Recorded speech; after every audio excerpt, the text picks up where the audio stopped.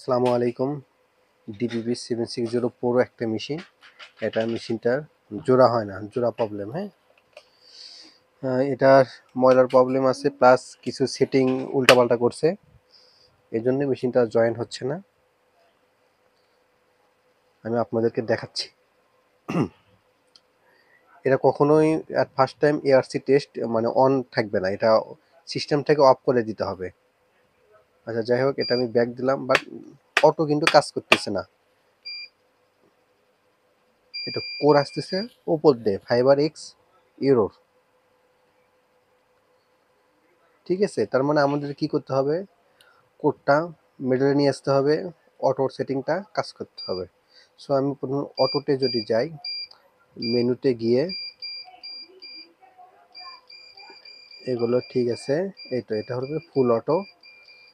হিটারটাও একটু বাড়িয়ে দিতে হবে, এটা অন, এটা অফ, এটা অফ, এই তো অফ করতে হবে।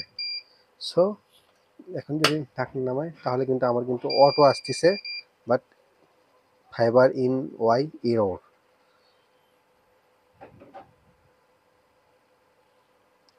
আমি প্রথমে এটি ক্লিন করব আস্তে আস্তে, খুবই আস্তে আস্তে এগুলো আমি ক্লিন করে নেব।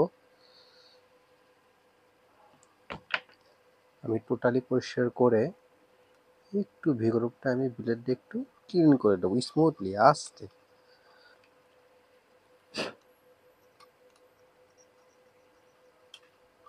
আস্তে। দেন আমি কোর বসায় দেবো, আমি এখন।